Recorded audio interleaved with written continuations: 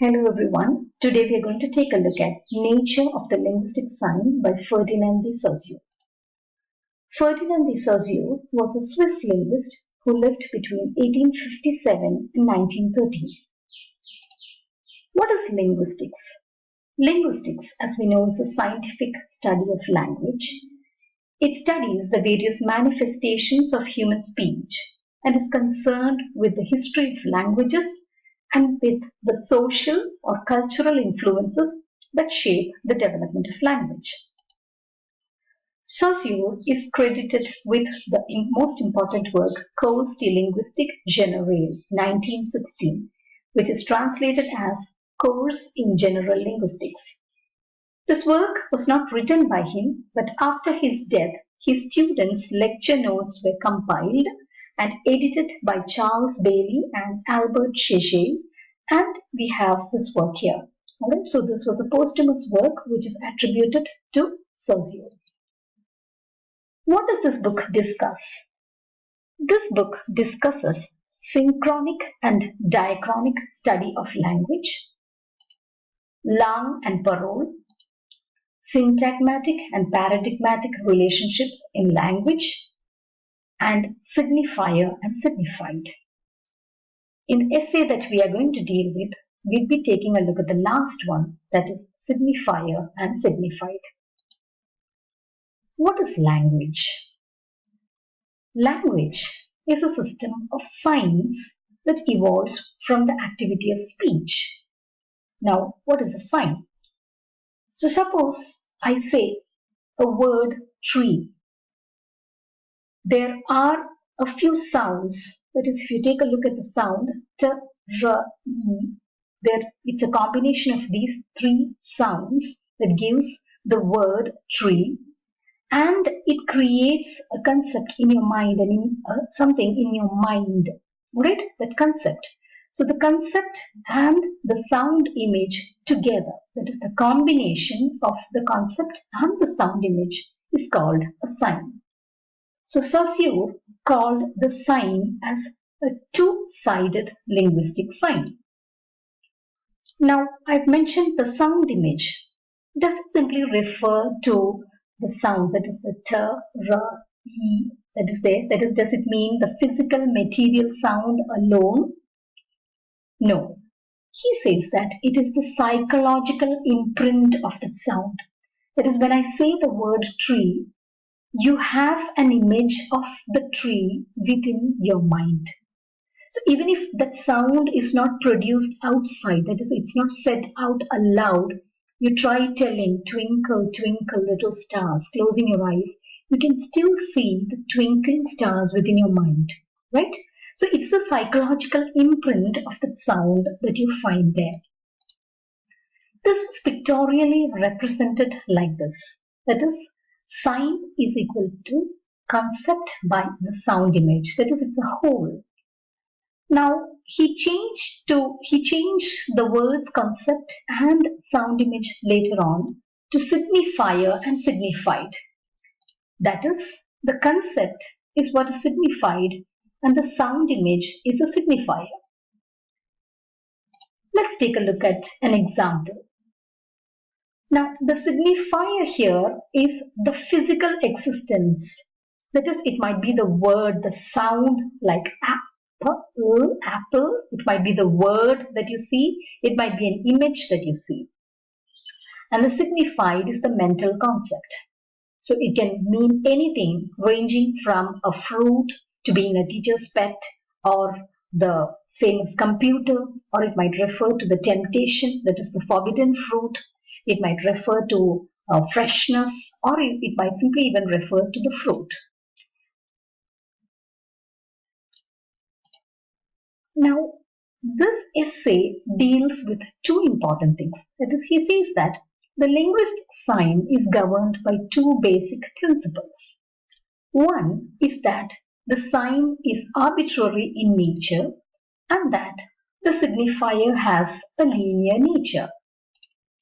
Let's take a look at the first principle, the arbitrary nature of sign. Saussure mentions that the bond between the signifier and the signified is arbitrary. Now what's that? What is this arbitrary? What he means is that the sign has no natural connection with the signifier. There is no one-to-one connection between the word that is uttered and the object that is referred to. So, though we call it as a tree, it can be called, it is called by different names in different languages. Now, why is it that these words are used?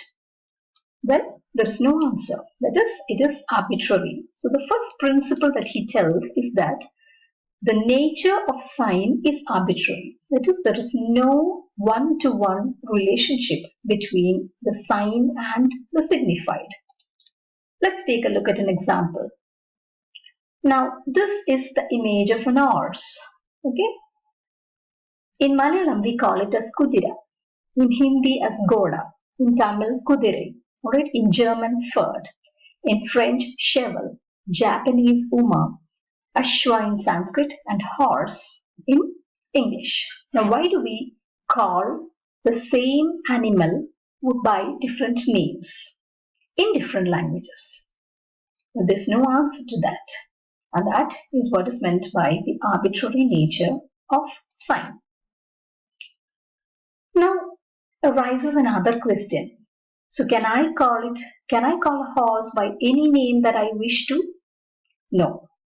A sign can become a sign only due to collective behavior. That is, everyone or at least a group of people who speak that language, or maybe a significantly large group, must voluntarily choose to call an object by its name. That is, there must be a convention. A sign becomes a sign only on the basis of convention. Like for instance, if you take a look at the word mouse, today the mouse refers to two different objects, right? So how is it that you have the second meaning? That is only because it's of convention. Because when you refer to the computer mouse, it is called as a mouse because a few people or a large number of people choose to call it. So there is a convention. So the most important thing with that of arbitrary is that it does not imply that the choice of the signifier is left entirely to the speaker. That is, today, instead of calling the computer mouse a mouse, and I call it as a rat, let's say as a rat, that will not be accepted. Unless a large number of people choose to call the computer mouse as a rat. So, anybody, the speaker, cannot just choose to refer to an object simply as according to their wish. Now, there are two possible objections to this first principle that Saussure notes. One is that of the onomatopic words. There are a number of onomatopic words in English or maybe in any language. So now it can be said that there is a one-to-one connection between the sound and the word, whatever is referred to, right? But he has an answer. So he says that, number one, onomatopic words are not organic elements of any linguistic system. Alright, that is, you might say, like for instance, if you want to say boom in English, it might mean something. But then to in Malayalam might mean something else. And second one, they are smaller in number. Thirdly, when introduced into a language, they evolve at different levels. At different levels meaning the same onomatopic words can evolve phonemically, morphemically, alright, at different levels there can be an evolution. So the first objection is refuted by Saussure. The second objection is that of interjections. Like for instance, if you say ah when you are in pain, or ouch, right? Again, he has an answer to this. He says that there is no fixed bond between the signified and the signifier here. So why do we say ah? Ale. Ale is a French word. It is also a Tibetan word. And ale can mean Yes, is it in Tibetan? Whereas it might refer to something like or out in French. So what is the bond? Is there a fixed bond between the signifier and signified? No. And as I've already demonstrated, it can be shown through a comparison of two different languages. Alright, so we might have several other words like, for instance, you might say for to sound some kind of a disgust or some kind of contempt. Whereas maybe in English you might say arc. Right? So why is it that you have two different kinds of interjections? So here again, it is not arbitrary. So the principle 1 cannot hold against interjections 2.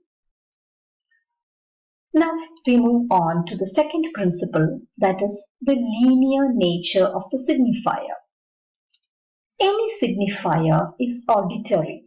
That is, when I say apple, you have to listen to me, my telling apple. Alright, that I have meant apple.